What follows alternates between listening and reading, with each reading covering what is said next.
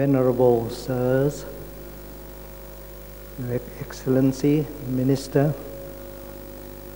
respected guests,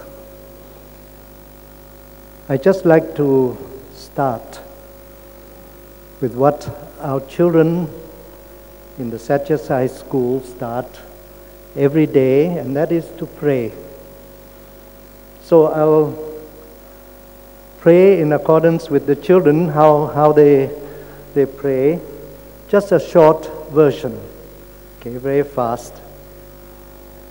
So please bear with me how the children pray in the Jumsai school.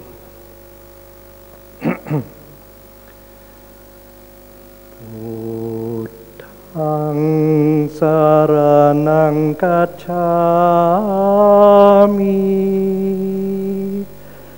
Dhammaṃ saraṇaṃ gacchāmi, Saṅghaṃ saraṇaṃ gacchāmi.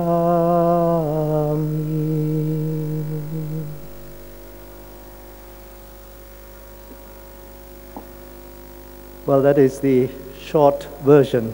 Actually, it's a lot longer, okay? But our children, they pray a lot longer, but in the form of singing, because children, they love to sing. So we sing the Buddhist prayer every morning, because 99% of the children are Buddhist. We do have one Muslim, we have one Sikh, we have one Christian amongst the children who are studying in our school. Okay, so let me start with the talk. You know, we live in this world. This is the only world that we can live in. We cannot go anywhere else. So this is our home, our only home. We don't have any other homes. And therefore, we all live in the same home. We're all brothers and sisters of one big family, and therefore, we should all love one another. We should all learn to live together, because this is our home. It's the only home that we have to live in. So we have to stop all kinds of problems, all kinds of wars, killing each other. We have to bring about peace in the world. The population has been increasing tremendously. When I was born, there were less than 2 billion people on earth. But now, over 7 billion people. So, we have more and more people, and it will be growing up to almost 10 billion by the end of the century. So, that means that we have to welcome all these people. They're going to be our brothers and sisters. We're going to be living together. We have to learn to share the food. You know, we have a lot of people to feed. We have to share everything that we have in the world. So, very important. We have to grow a beautiful mind. Our mind has to be calm, full of love, full of compassion. Otherwise, it will not be possible to live in this world. Well, we all say, I want peace. We want peace in the world. How do we get that peace? Well, the answer is in the words that we have just said. I want peace. If you just want peace, nothing else, all you need to do is to get rid of the I get rid of the want, then we'll have peace. So easy. I is the ego. When people say something bad at us, it touches our ego, we become angry, we get upset. It's the I. We should get rid of that I. And when people swear at us, scientifically it's only vibration of air. It doesn't hurt us. It doesn't harm us in any way. So let us smile at everything. Okay? Create this beautiful mind by getting rid of the ego, the I. We don't need to compare the I with anybody else. We're happy with what we have. We're satisfied with what we have. We don't need to say, oh, he's richer than me, so we become jealous, we become upset. Get rid of that I. Then there's no more comparison. We'll get a lot of peace. Our mind will become a beautiful mind when we get rid of that I. The second word is the want. We measure our progress with GNP, gross national product. And therefore, every country, except for Bhutan, every country, they all try to create more and more products. And when you create more products, you have to sell all these products. So you have to create desires for everybody. Nowadays, the desire has gone up more and more wants all the time. People cannot live simply anymore. So the result is that we have a lot of sufferings everywhere throughout the world because of that desire. We have to get rid of that desire. Once we get rid of that desire, then we'll get a lot of peace, joy and happiness. It's very fortunate that we have an example from Bhutan. The king, he visited Thailand and he was very happy. At that time he was Prince Jigme. He came to Thailand and he followed the example of our king, where we need to learn to live simply with no great desire. Get rid of that want. So people will find more and more peace as a result. So in Bhutan, the king said very clearly, they don't want to use GNP, they want to use GNH. Why measure the people with products? We should measure the progress of the country with happiness. We all got to have happiness. We all got to have peace. Then the country can be said to be truly advanced. So we are very happy that only one country in the world so far is using GNH. And that will be an example for everybody, for the rest of the world. Gross national happiness. That's what we need to produce in the world. Get rid of that want. The more want you have, the more suffering you will have. More disappointment, because we cannot satisfy all of our wants. Less want, less unhappiness, no want, then, we all become very happy. Okay? So let us follow this. Get rid of the I and the want. There was once an old lady. She was searching for something underneath a lamppost in the middle of the night, and she's looking for something on the pavement, on the road, but she could not find what she was looking for. Then a group of young people came, and they were asking the old lady, "Auntie, what are you looking for?"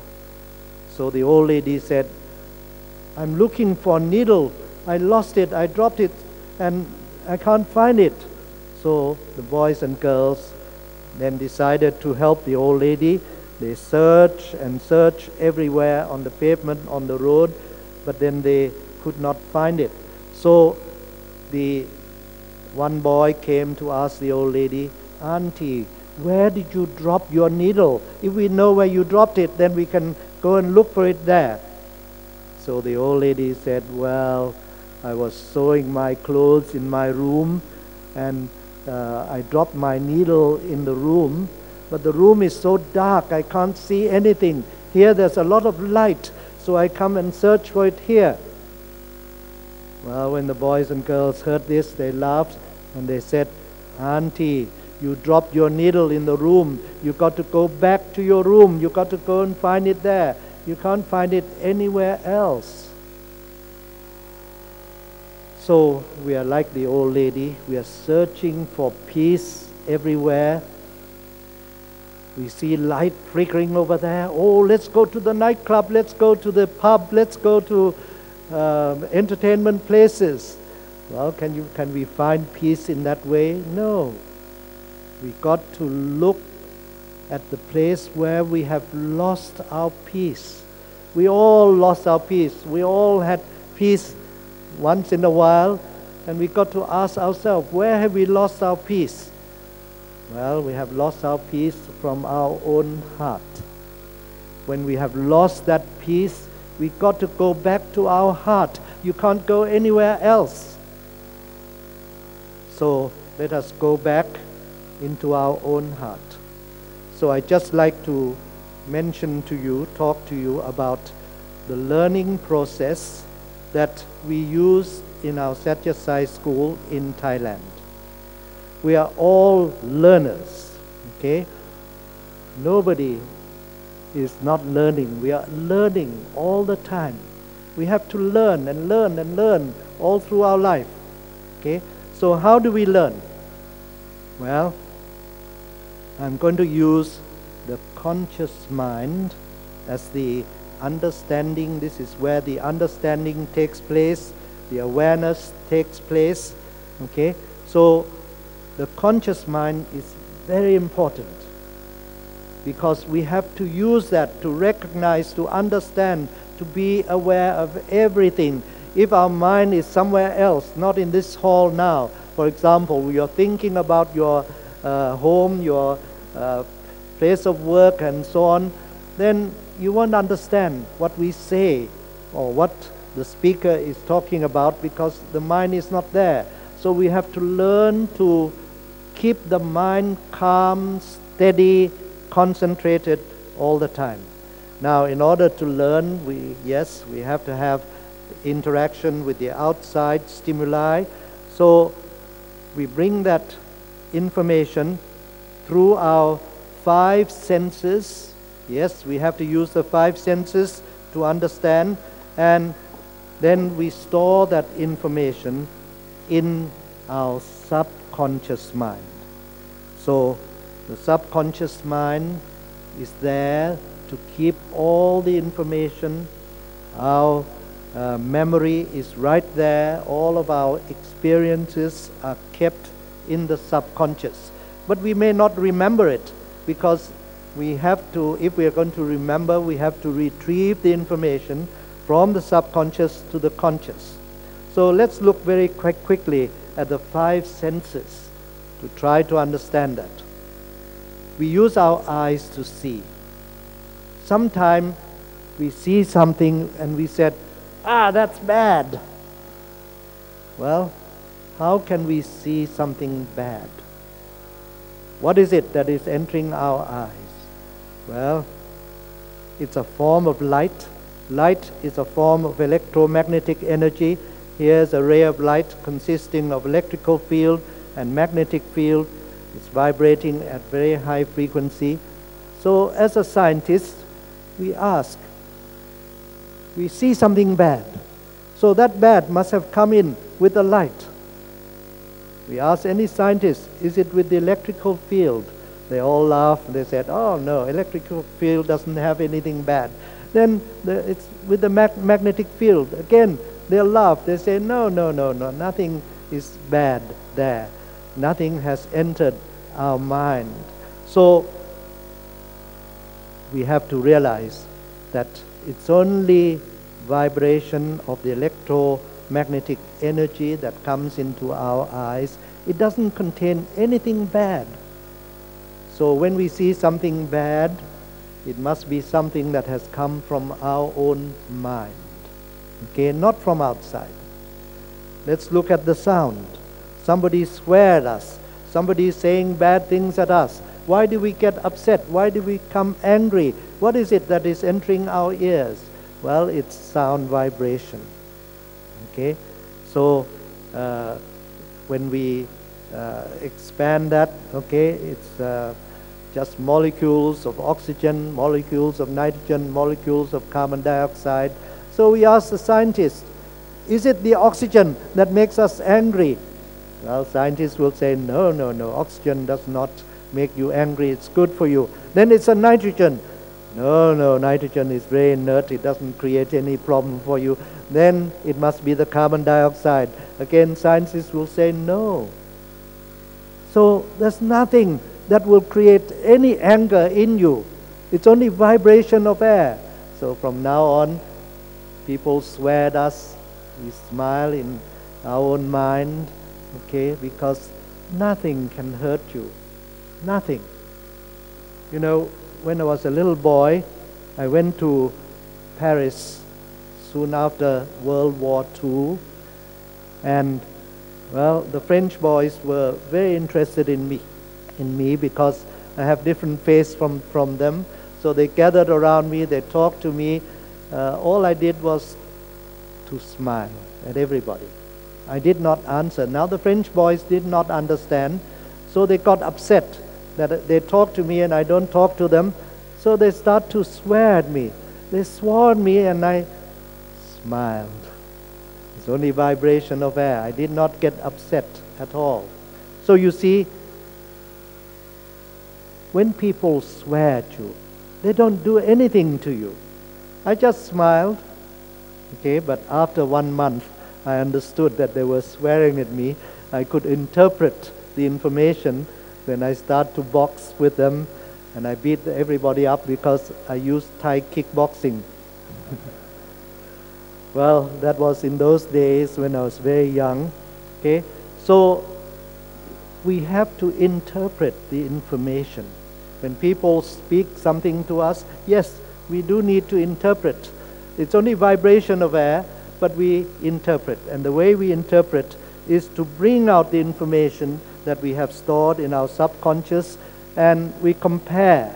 Okay, so when we compare and there's something similar, then we say, I understand. And you send this understanding to the conscious mind.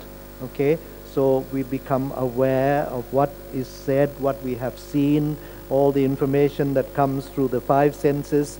So now it depends on our interpretation. And the interpretation is based on our experiences, what we have stored in our subconscious. So that means that we all got to learn to put in right information into our subconscious, okay?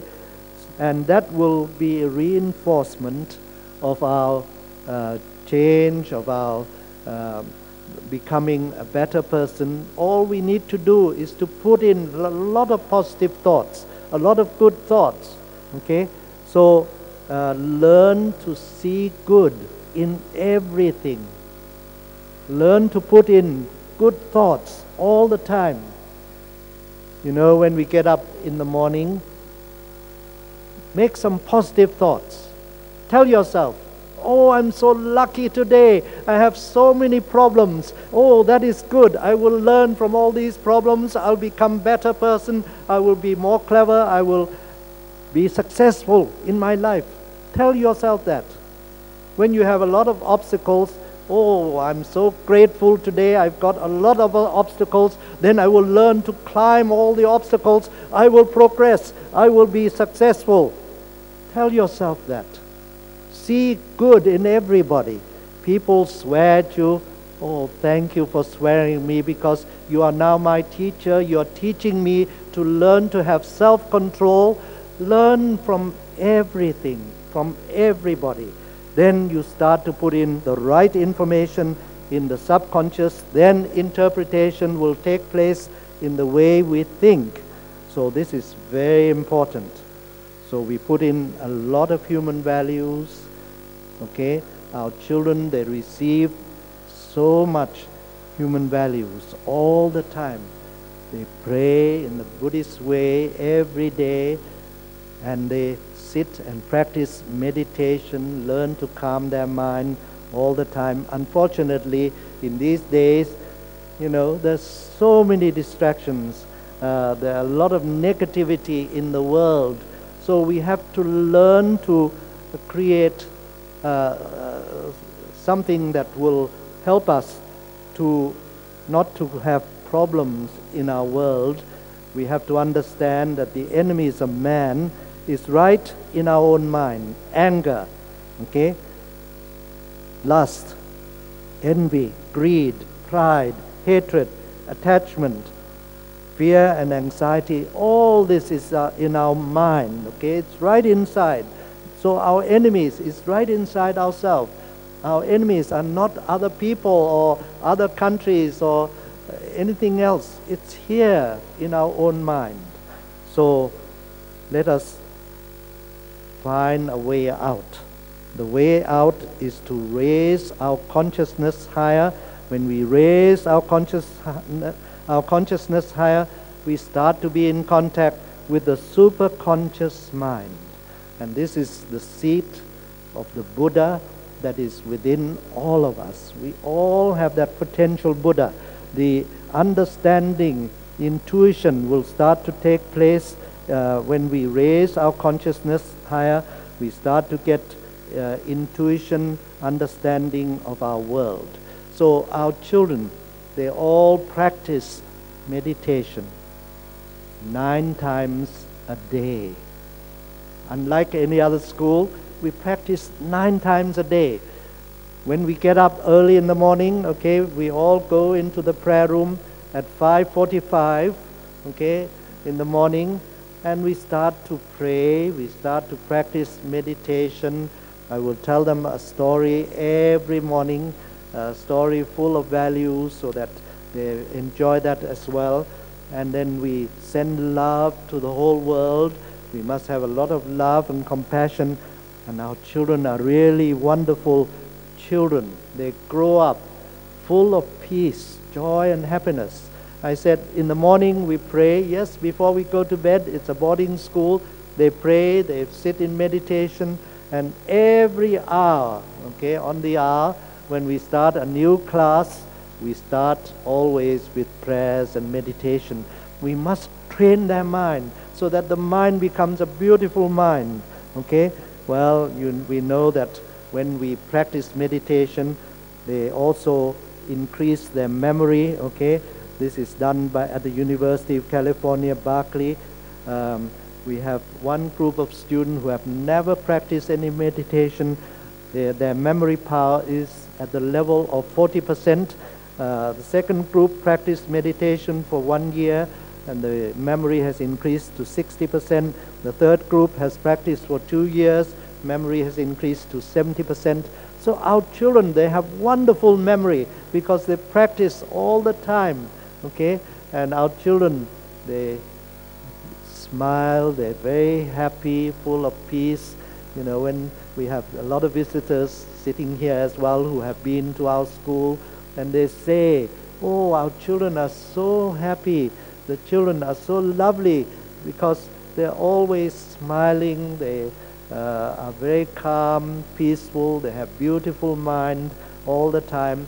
But at the same time, they become very clever because they increase their memory, and they all can get into universities, the best universities in Thailand, 100%.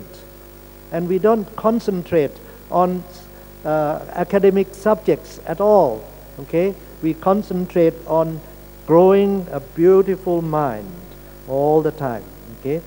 So When I was young, I told you I was very naughty because I started to box with all the foreign people, French boys. Then I moved to England when I was only 11, and I started to be a boxer. I beat everybody up using Thai kickboxing, and I was full of anger and a lot of problems. Then one day when I was 15, I realized that my future will be no good at all if I do this. I could not study well. I was bottom of my class in England. So I realized that I'm a Buddhist. I should practice meditation. That realization came when I was 15 years old. So I started to practice meditation, half an hour every day. Within 1 month, I became very peaceful. I stopped boxing. I did not hurt anybody anymore. Then I continued to practice for 1 year, and from bottom of the class, I became top of the class in every subject, whether it's science, mathematics, even in English. I came top of my class, and I was not an English boy, but I came top. I was top in music, I was top in arts, I was top in every subject in the school. That was practicing meditation half an hour every day. Okay? Then I went on to university. I got into the best university, and that is Cambridge University in England. And then I started to practice 1 hour a day, every day. And after only 2 years, my professor said, you don't need to study anymore. You are a qualified engineer, because they gave me a project to do. I did a lot of research. After 2 years, I was quite successful in building things and doing things. So the professor said, you don't need to study anymore. And they gave me bachelor's degree, and then they gave me a master's degree as well. I didn't have to study any further. So then I went on to Imperial College of Science and Technology, and at that time I was practicing 3 hours of meditation every day. One day I was sitting quite still. This picture came into my mind, okay, and I realized this is an amplifier for amplifying microwave signals. So I wrote a thesis on it. I understood everything very clearly, so I wrote a big thesis. I gave to my professor.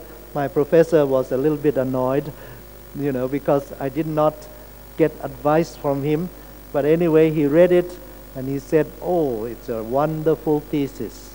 So I was given PhD from London University, and I came back and taught children in engineering, okay? But the strange thing is that I taught the students more about Buddhism, more about meditation. I got the students at university to practice a lot of meditation all the time. I taught very little engineering, very little.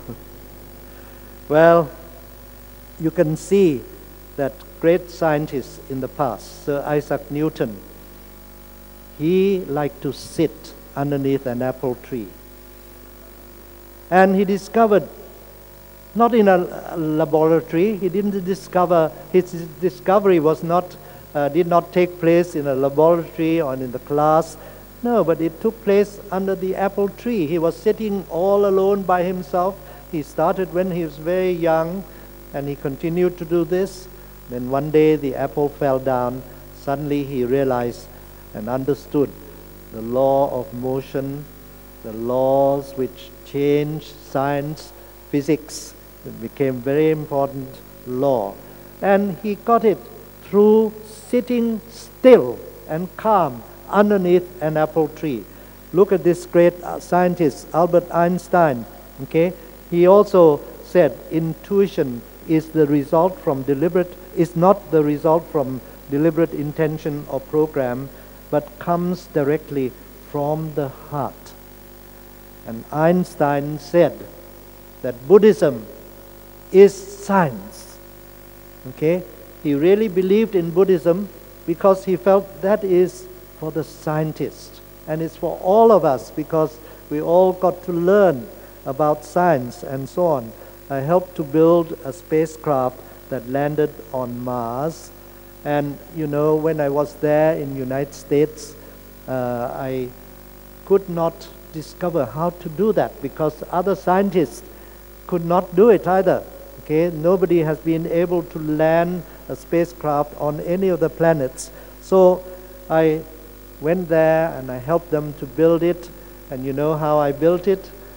I went on top of a mountain and I sat quietly in meditation for 4 nights, 5 days. On the 5th day, suddenly I understood the answer. I knew how to do it. It just clicked, just like that. So through meditation, you can find out all kinds of answers, not just about your own mind, about yourself, about the purpose of life. All that is possible. And then you also discover many things. You know, the Buddha was a great scientist. One day he was in the forest, he took up some leaves in his hands and he said, "This is what I teach to you, but the knowledge that is available is like the leaves in the forest. And I'm only teaching you just this handful of leaves." Okay? So all kinds of discovery is possible. All kinds of knowledge is possible. So finally, the spacecraft landed on Mars. This is Viking number 1, Viking number 2, both landed, okay, as a result of the little machine that I built that helped in the landing process. So once again, the effect of meditation is so important. On meditation, this is done at the University of Cologne. Anything that goes to the right, there's an increase. Anything that goes to the left, there is a decrease. So you have work efficiency, self-confidence, ability to get on with others, all have increased. What has decreased is the emotions, okay, seeing bad in others, stress, taking advantage of others, worries, anxieties, aggressiveness, fear. All this will reduce as a result of our meditation. So this is what I'd like to leave with all of you today, that Buddhism can really create a beautiful mind. Thank you very much.